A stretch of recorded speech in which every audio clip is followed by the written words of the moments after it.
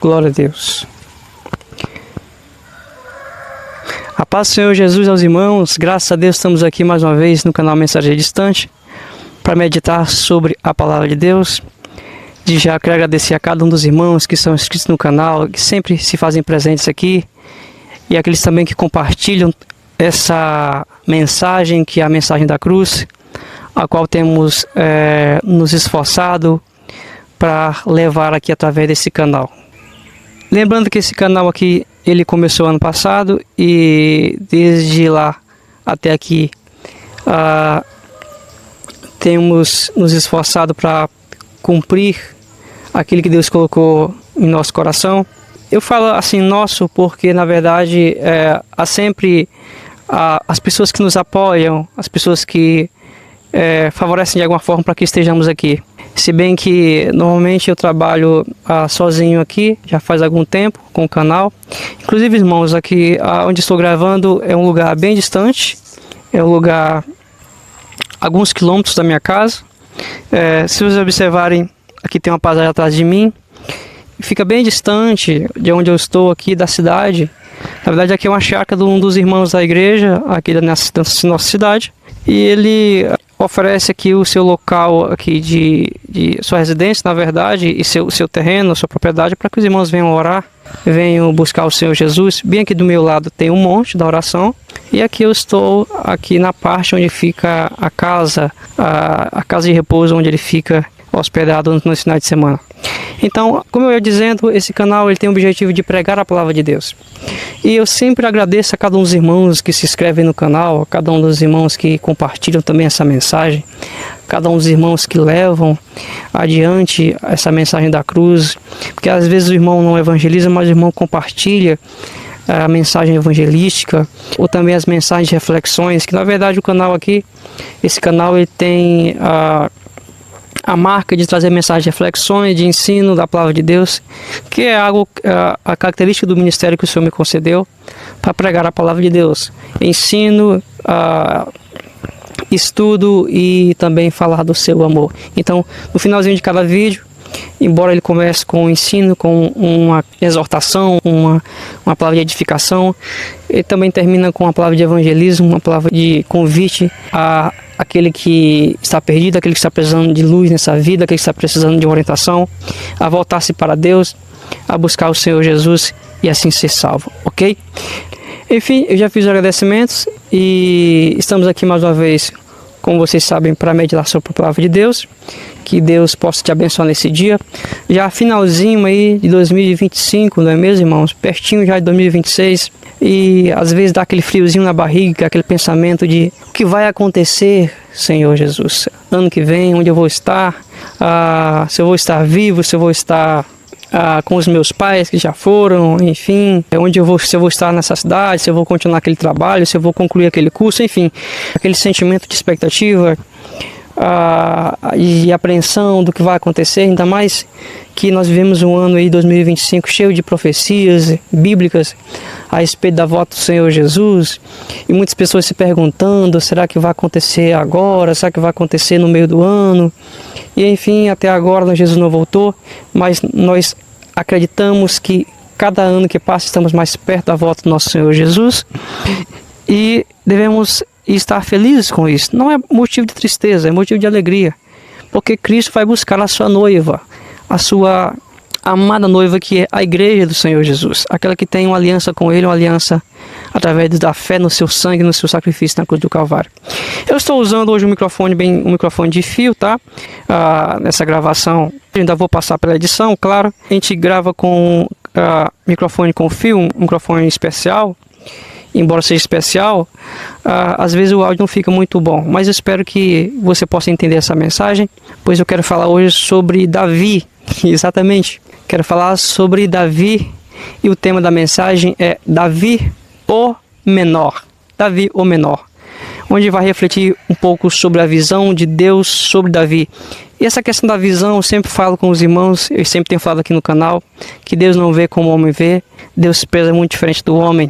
Deus ele tem a sua própria régua de medida, sua própria balança específica, muito diferente do que os homens usam para medir o semelhante, para pesar aquilo que é importante, aquilo que não vale. Pelo contrário, o apóstolo Paulo ele diz que Deus escolheu as coisas que não são, as coisas desprezíveis, as coisas vis, as coisas fracas, para confundir as fortes, as aprazíveis, enfim, tudo aquilo que está dentro do padrão de aprovação do homem. Deus ele age de forma diferente do homem. E eu quero falar sobre Davi, o menor, uma palavra que Deus colocou no meu coração, uma palavra de exortação, uma palavra de edificação, uma palavra de aconselhamento, que é as características da mensagem de Deus. A mensagem de Deus tem sempre essas três características: exortar, edificar e consolar. Então, que você possa refletir sobre esse texto bíblico. Nós vamos ler sobre Samuel capítulo 16 e capítulo 17, mas também vamos passear um pouco aí pelas passagens bíblicas para que possamos entender o que Deus quer que entendamos e aplicar o nosso coração nesses dias que estamos vivendo, porque é importante estarmos sempre refletindo sobre a palavra de Deus, porque Deus ele deixou essa nossa responsabilidade de refletir e meditar em sua palavra, como diz o Salmo número 1, bem-aventurado o varão que medita em sua lei de dia e de noite, e ele então será próspero e no tempo certo dará o seu fruto, tá bom? Então, obrigado em nome de Jesus por fazer parte desse canal, ter me acompanhado até aqui, desde 2024 até 2025, já chegando no final do ano, e peço que você continue comigo até 2026, até Jesus voltar. Estaremos fazendo essa obra aqui e refletindo sobre a sua palavra e cumprindo aquilo que Deus nos mandou, que é a missão de evangelizar o mundo, de falar do seu amor ao mundo, tá bom? Porque a obrigação da igreja é fazer missões, orar e se santificar, amém? Então não sai daí, fique comigo, vamos refletir sobre a palavra de Deus. Glória a Deus. Então, já começando a nossa reflexão, nossa meditação, inicialmente vamos começar seguindo uma ordem inversa dos capítulos 16 e do capítulo 17, para que possamos entender melhor como era a família de Davi. E por que isso? Porque as informações que aparecem no texto, quando colocadas assim, segundo o meu estudo, elas ajudam numa melhor compreensão sobre a biografia de Davi.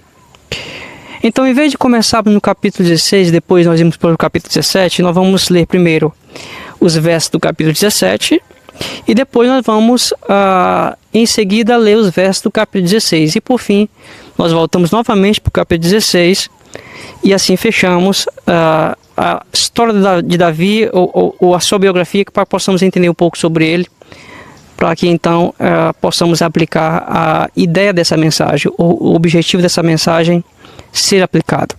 Então, se você está com a sua Bíblia aí, abra em Samuel capítulo 16 e capítulo de número 17, ok? Graças a Deus estamos aqui novamente. Eu estou com minha Bíblia aqui, e se você está com a sua Bíblia aí, então vamos ler 1 Samuel capítulo 17, versículo 12, 13 e 14. Lembrando que nós vamos começar na ordem inversa. Em vez do 16, capítulo 16, vamos ler o capítulo 17. E depois nós fechamos novamente, voltando para o capítulo 17, ok? Então eu quero ler sobre a família de Davi e o seu serviço militar. Estou um pouco de dificuldade aqui, porque com o microfone na mão se torna um pouco mais complexo folhear as páginas da Bíblia, mas Deus vai nos dar graça aqui, ok? Vamos lá. Versículo 12 diz assim: E Davi era filho de um homem efrateu de Belém de Judá, cujo nome era Jessé, que tinha 8 filhos. E nos dias de Saul era este homem já velho e adiantado na idade entre os homens. Versículo 13. Foram-se os 3 filhos mais velhos de Jessé e seguiram a Saul à guerra, que era o serviço militar. E eram os nomes de seus 3 filhos que foram à guerra: Eliabe, o primogênito, o segundo Abinadab e o terceiro Samar. Agora o versículo 14. E Davi era o menor, e os 3 maiores seguiram a Saul. Agora nós vamos para o capítulo 16. Versículos 10 a 13. Assim fez passar Jessé os seus 7 filhos diante de Samuel. Porém Samuel disse a Jessé: o Senhor não tem escolhido estes. Versículo 11.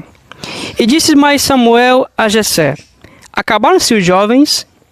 E disse: ainda falta o menor, e eis que apacenta as ovelhas. Disse, pois, Samuel a Jessé: envia e manda-o chamar, porquanto não nos assentaremos em roda da mesa até que ele venha. Versículo 12. Então mandou em busca dele e o trouxe, e este era ruivo e formoso e de semblante, e tinha uma boa presença. E disse o Senhor: levanta-te e unge-o, porque este mesmo é. Versículo 13. Então Samuel tomou o vaso de azeite e ungiu-o no meio dos seus irmãos. E desde aquele dia em diante, o Espírito do Senhor se apoderou de Davi. Então Samuel voltou para Ramá. Agora o capítulo 17. Capítulo 17, versículo 32 a 37. Olha o que está escrito. E Davi disse a Saul: não desfaleça o coração de ninguém por causa dele. Teu servo irá e pelejará contra este filisteu. Porém Saul disse a Davi: contra este filisteu não poderás ir para a peleja com ele, pois tu ainda és moço e ele homem de guerra desde a sua juventude. Então disse Davi a Saul: teu servo apacentava as ovelhas de seu pai, e tinha um leão ou um urso, e tomava uma ovelha do rebanho. Agora o versículo número 35. E eu saía após ele e o feria, e o livrava da sua boca. E levantando-se ele contra mim, lançava-lhe mão da barba, e o feria e o matava. Versículo 36. Assim feria o teu servo o leão como o urso, assim será este incircunciso filisteu como um deles, porquanto afrontou os exércitos do Deus vivo. Versículo 37, para fechar. Disse mais Davi: o Senhor me livrou da mão do leão e do urso, e ele me livrará da mão deste filisteu. Então Saul disse a Davi: vai-te embora, e o Senhor seja contigo. Graças a Deus. Começando nossa introdução, nossa aplicação dos versículos que nós lemos, eu posso dizer que o meu objetivo aqui é mostrar um contraste, ou seja, a diferença entre como Davi é visto pelas pessoas e como ele mesmo se via ou se media pelos olhos de Deus. Isso tudo como um aprendizado para nós.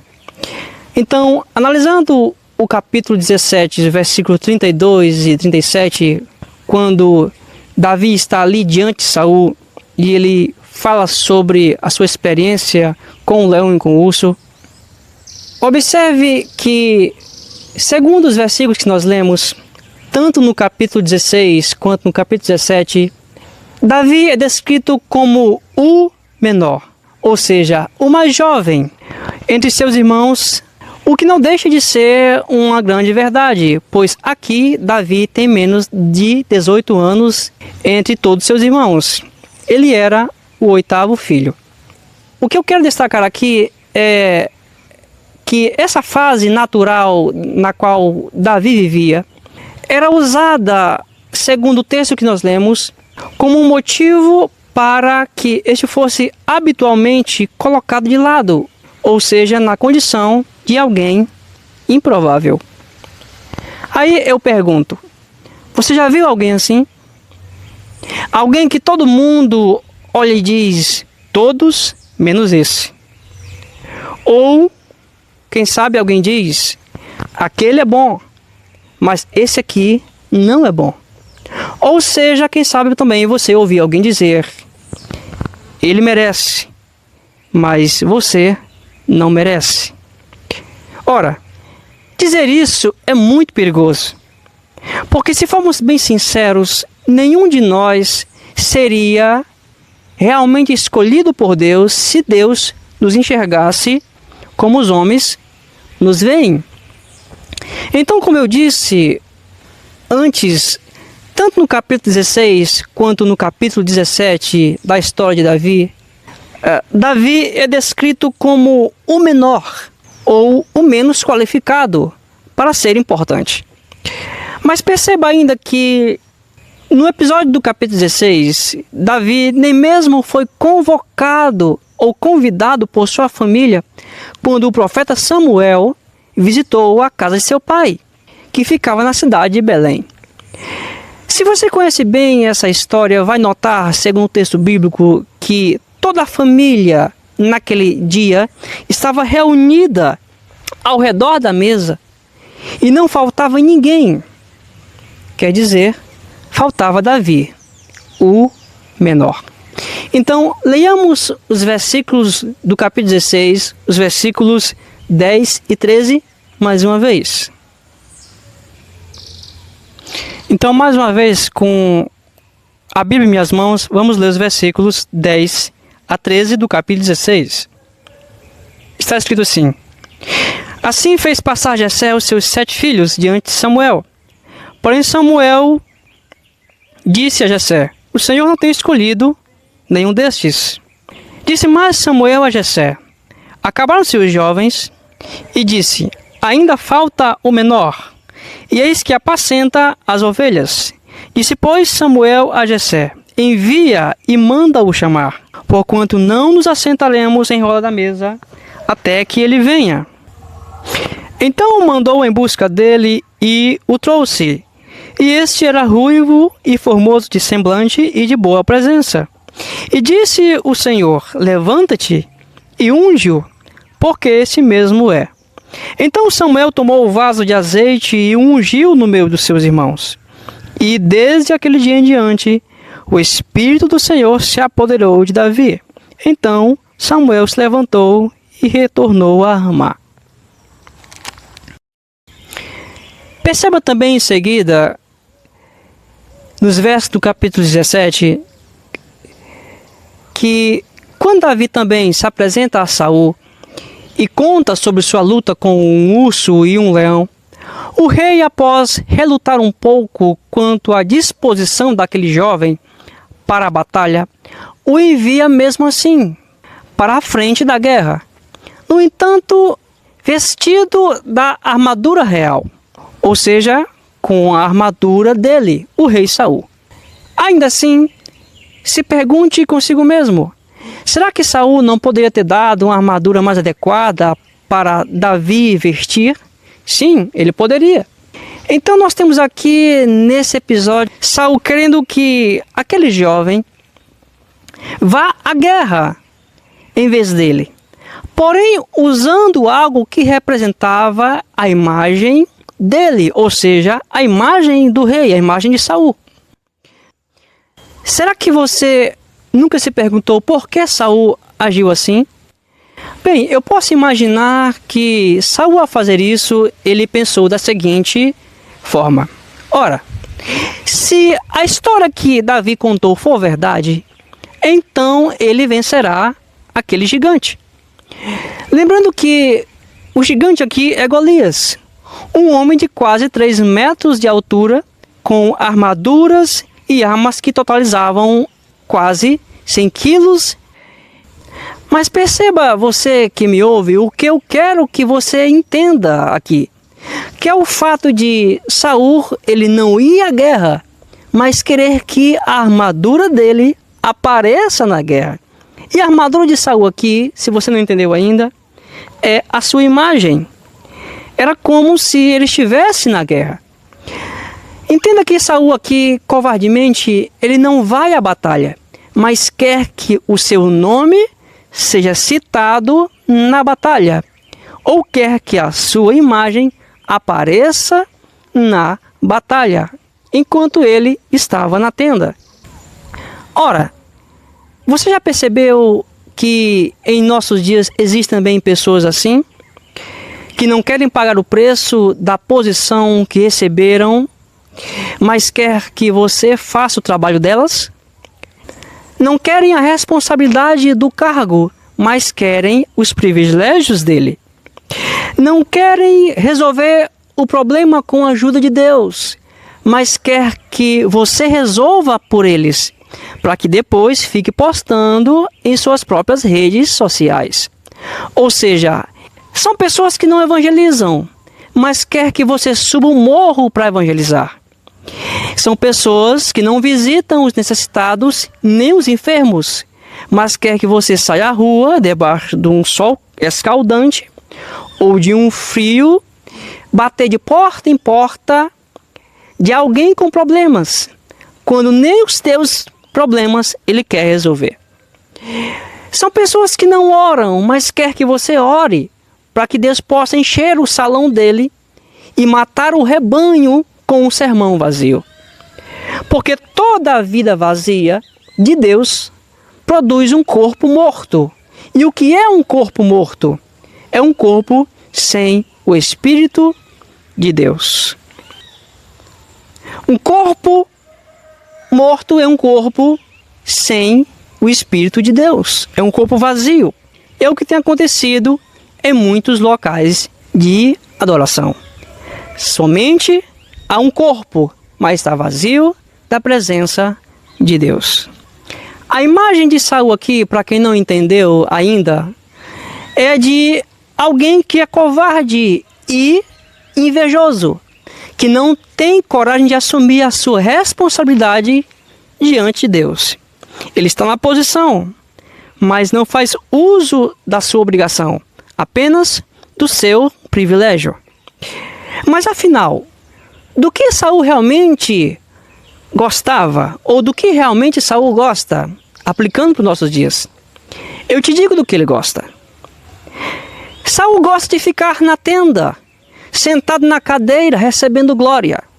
É só isso que ele gosta. E ainda tem aqueles que não aceitam a mensagem de um verdadeiro mensageiro de Deus, mas só querem ouvir alguém como Davi tocando para eles, porque só assim eles têm paz de consciência de tão atribulado que eles são. Então não se assuste se onde você está há somente um Saul que quer que somente a sua imagem apareça e receba glória. Ora, isso é sinal de que o Espírito de Deus já se afastou dele há muito tempo, infelizmente, assim como se afastou de Saul. Mas o que nós aprendemos com a vida de Davi, registrada aqui por Samuel em seu livro? Eu aprendo aqui que, primeiro, mesmo Davi sendo tratado como alguém improvável ou inadequado para o serviço ou para a posição, como ali sua família o tratou, ou como Saul, ao vê-lo, pensou que ele era, ele não se via por aquilo que diziam dele, mas pelo seu relacionamento com o Deus verdadeiro, Jeová. Davi sabia quem ele era em Deus, por causa da sua experiência com Deus e a sua palavra. E ele relata isso no Salmo 119, sobre a palavra de Deus. Ou seja, são as nossas experiências com Deus e com a sua palavra que nos ajudam a entender quem nós somos em Deus e o que nós somos neste mundo. E não exatamente o que as pessoas dizem sobre nós. Eu vou repetir. São as nossas experiências com Deus e com a sua palavra que nos ajudam a entender quem nós somos em Deus e quem nós somos neste mundo. E não exatamente aquilo que as pessoas dizem sobre nós. No Evangelho de Mateus, no capítulo 16, versículo 13 a 17, Jesus faz uma pergunta interessante. Ele diz: quem os homens dizem que eu sou? Naquele momento, quase todos os discípulos de Cristo começam a relatar a Jesus o que as multidões estavam dizendo. E aqui eu friso mais uma vez, a multidão, as pessoas. Então Pedro é o primeiro a se posicionar diante da pergunta de Jesus. Ele diz: tu és o Cristo, o Filho do Deus vivo. Aleluia. Em seguida, Jesus elogia a Pedro. No entanto, Jesus esclarece que foi o próprio Deus, Pai, que revelou isso a Pedro. Observe nessa passagem que Pedro, mesmo andando com Jesus, não pôde saber quem Jesus era se Deus, o Pai, não o tivesse revelado. Isso aqui é muito profundo. Logo eu aprendo 3 coisas aqui que eu quero passar para vocês.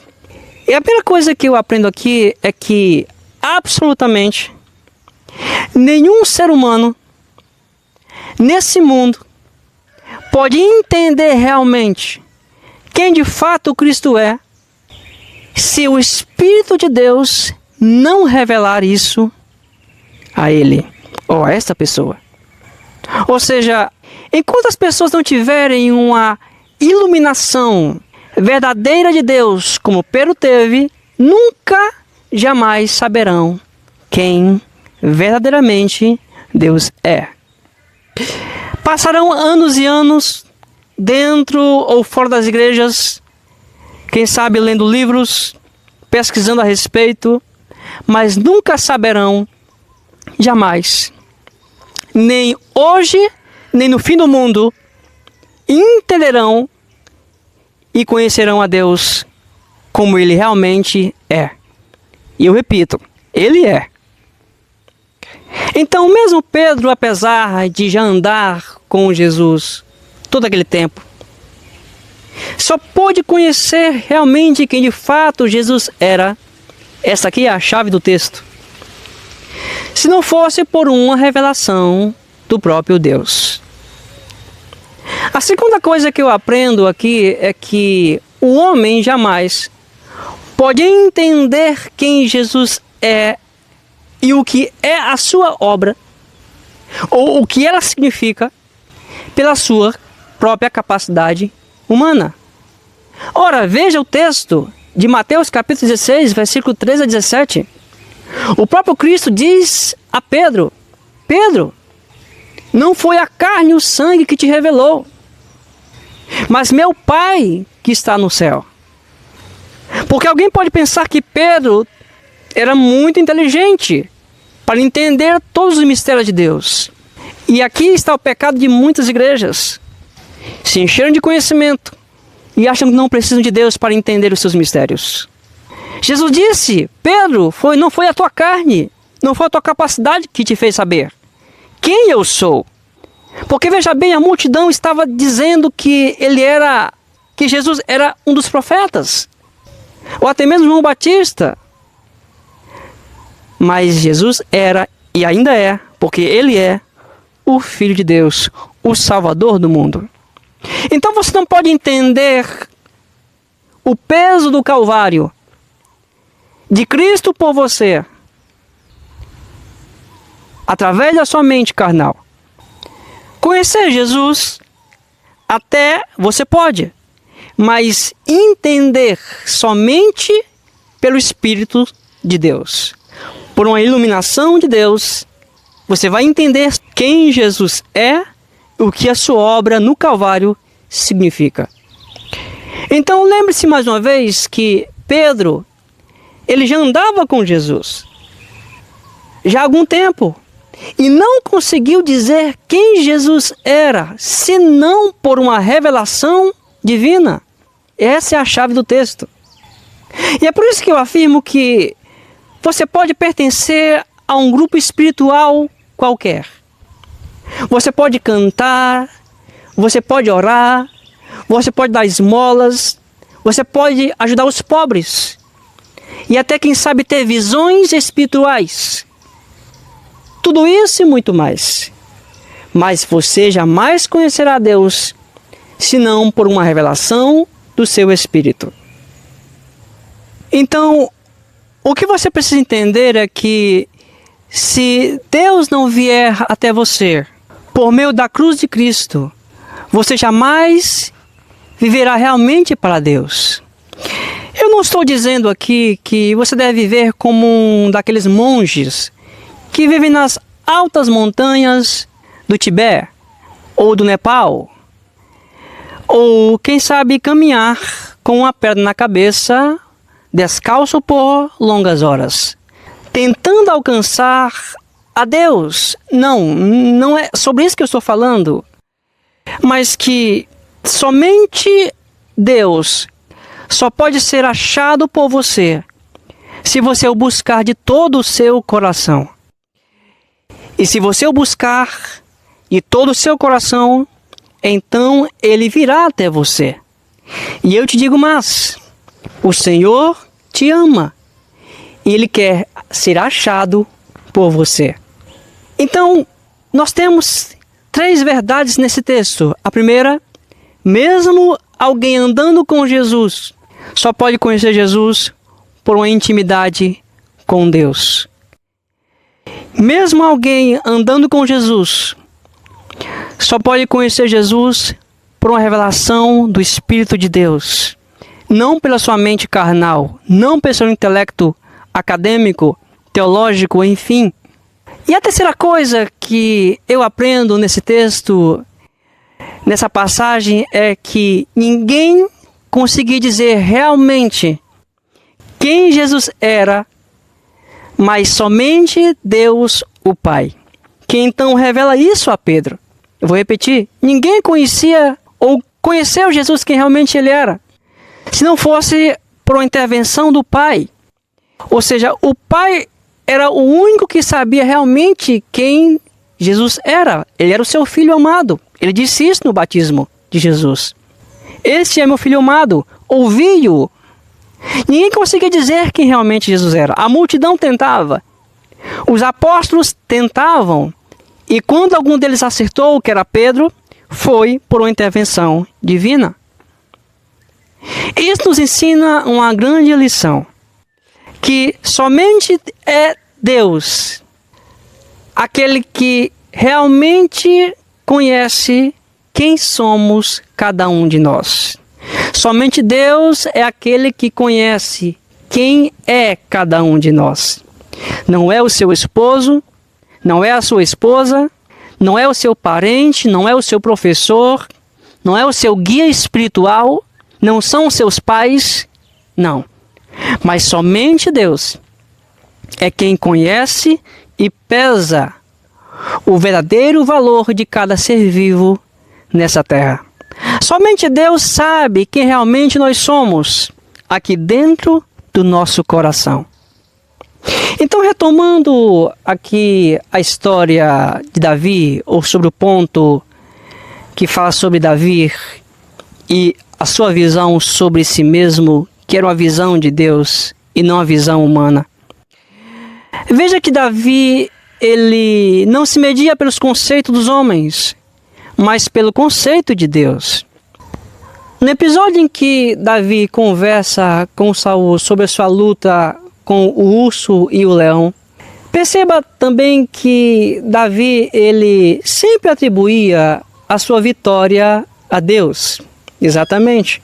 Davi, ele não diz que foi com as suas próprias forças que ele venceu aquele urso e aquele leão. Não, ele não diz isso.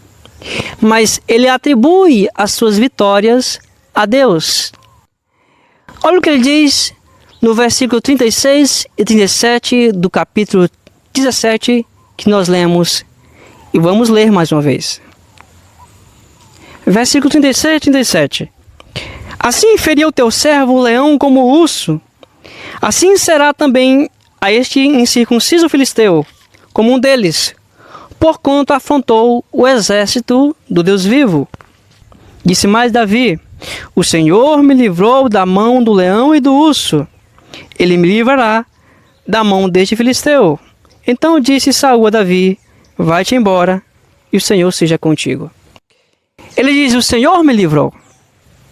O Senhor me livrou da mão do leão e do urso, e assim também me livrará da mão desse incircunciso filisteu, desse homem sem aliança com Deus. Ora, perceba que Davi, ele se via muito diferente de como os homens o viam. Ele entendia quem ele era em Deus. E quem Davi era em Deus? Ora, Davi era o seu ungido, Davi era o seu escolhido, mas mesmo assim, apenas um ser humano, fraco e mortal. Isso é a marca de alguém que conhece realmente a Deus, ou seja, a humildade de reconhecer a sua limitação, mas também o seu próprio valor. E é por isso que Davi ele se tornou um rei melhor que Saul, porque enquanto Saul buscava glória pessoal em toda a sua curta trajetória como líder de Israel, Davi, ao contrário, sempre atribuía tudo a Deus. E isso é visível quando nós lemos o Salmo de número 20, que é um dos salmos que eu já meditei aqui no canal outrora com você. Então, naquele salmo, ele diz assim: uns confiam em carros, outros confiam em cavalos, mas nós confiamos no Senhor nosso Deus. Eles encurvam-se e caem, mas nós nos levantamos e estamos e permanecemos de pé. Em algumas versões diz. Então relembre comigo que quando Davi ele compõe o Salmo 20, e eu já falei isso naquela vez, naquele vídeo, você pode encontrar aqui no canal. Ele já era um homem experiente no campo de batalha. E possivelmente era já rei sobre Israel.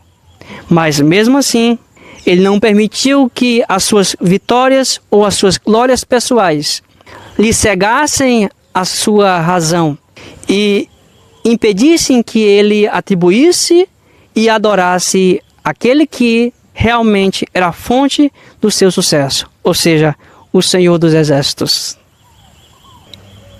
Então, continuamente, Davi, isso é visto nos Salmos, ele atribuía tudo que ele tinha, toda a sua glória e sucesso pessoal a Deus. Isso também é uma das marcas de alguém que realmente conhece e entende quem Deus é.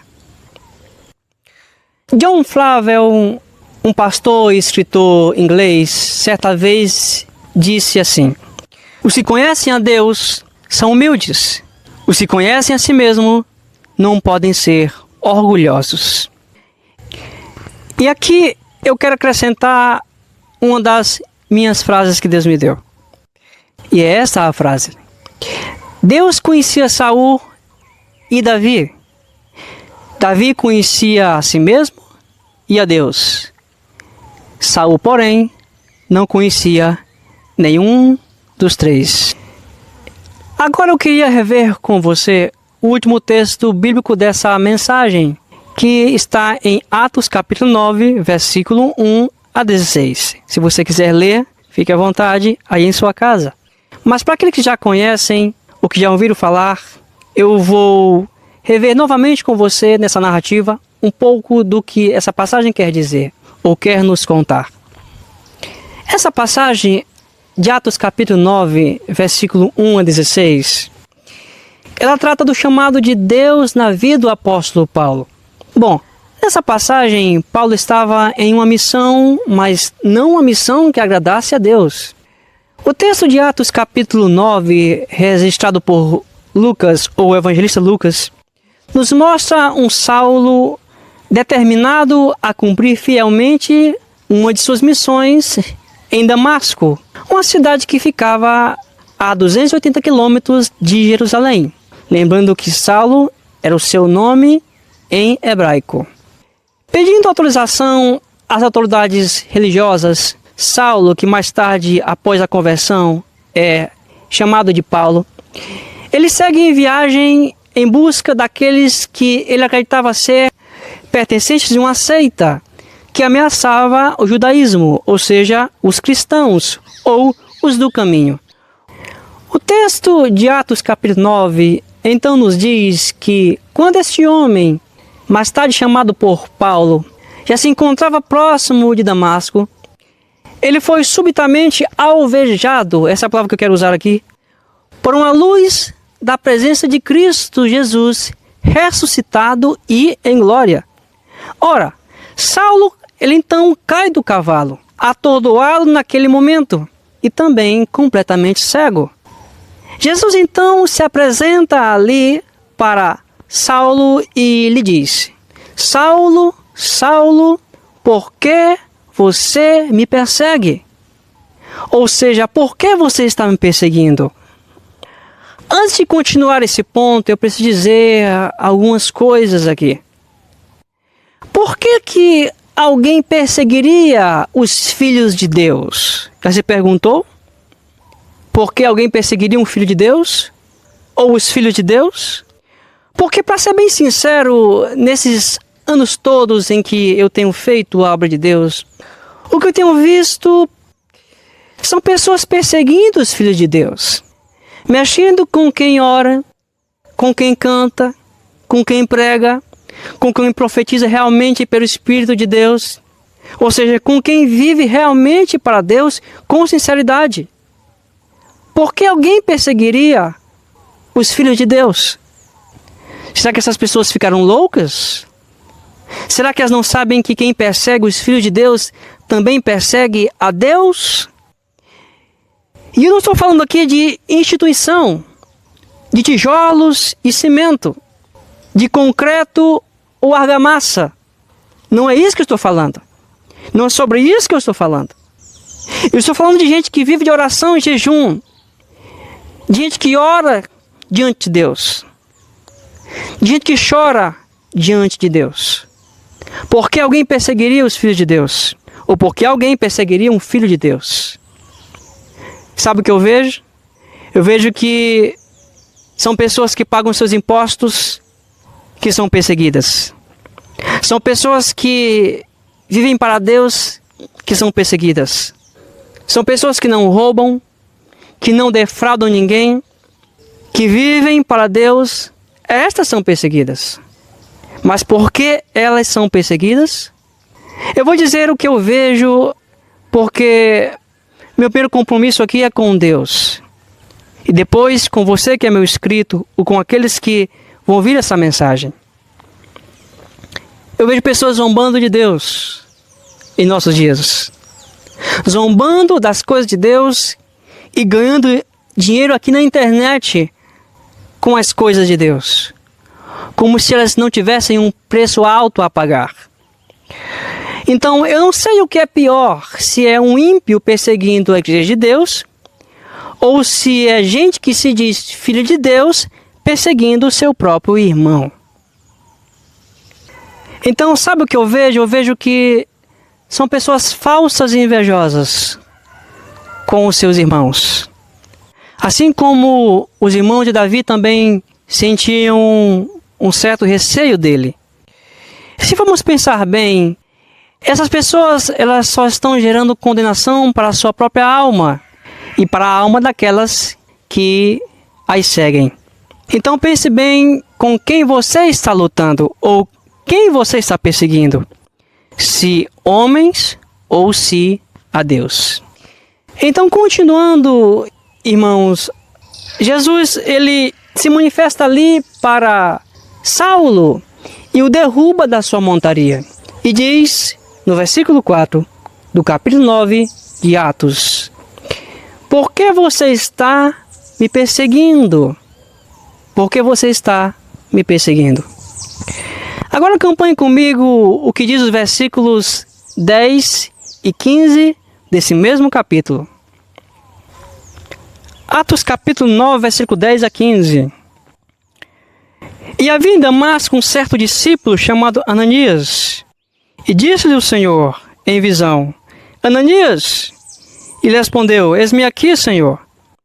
E disse-lhe o Senhor: levanta-te e vai à rua chamada direita, e pergunta em casa de Judas por um homem de Tarso chamado Saulo, porque eis que ele está orando.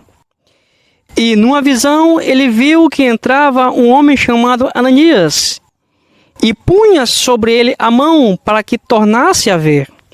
Versículo 13. E respondeu Ananias: Senhor, de muitos ouvi acerca deste homem, quantos males tem feito aos teus santos em Jerusalém. E aqui ele tem a autoridade dos principais dos sacerdotes para prender a todos os que invocam o teu nome. Versículo 15. Disse-lhe, porém, o Senhor, aleluia, vai, porque este é para mim um vaso escolhido para levar o meu nome aos gentios e aos reis e também aos filhos de Israel. Glória a Deus. Então veja aqui que este homem chamado Ananias, ele contesta a ordem de Deus quanto a Saulo, porque ele sabia da sua fama como um perseguidor dos cristãos e que tinha autorização dos líderes religiosos para tal. Porque, para quem não sabe, Saulo não era alguém que resolveu perseguir a igreja por si mesmo, não. Ele tinha consentimento da liderança religiosa. Então, a coisa era bem grave de se pensar. Era uma questão de vida ou morte. Então, Ananias, ele contesta a ordem de Deus para orar por Saulo. Ele diz em outras palavras, Senhor, esse homem não. Perceba aqui a visão do homem, questionando a visão de Deus. Senhor, esse homem não, disse Ananias. E como eu disse antes, isso é muito perigoso, porque imagine se Deus nos olhasse segundo os homens nos veem. Imagine se a régua e a balança de Deus fossem iguais à dos homens. Nenhum de nós, nem eu, nem você que está me assistindo, seríamos escolhidos por Deus. Mas graças à sua misericórdia e o seu amor, nós fomos escolhidos por Deus, embora rejeitados pelos homens. Não somos vistos como os homens nos veem por Deus. Esse é o ponto-chave dessa mensagem. Então, quando Ananias questiona o Senhor, dizendo, Senhor, esse homem não, ele tem que ouvir Deus dizer, vai, porque esse homem é para mim um vaso escolhido. Aleluia! Você também é um vaso escolhido por Deus. Você que me assiste, você que está aí, quem sabe, do outro lado do mundo, se perguntando se Deus te abandonou ou se Deus ainda está com você. Eu quero te dizer que Deus não te abandonou. Você é para Deus um vaso escolhido. Aleluia. Então, quando Deus ele nos salva, Ele nos vê como um vaso escolhido. Exatamente. Quando Deus nos salva, Ele nos vê como um vaso escolhido. E eu quero dizer aqui, já finalizando esse vídeo, essa mensagem, é que você também foi escolhido por Deus para ouvir essa palavra. Porque nesse dia, Jesus, Ele quer te dar a vida eterna após a morte. Sim, Jesus quer te dar a vida eterna.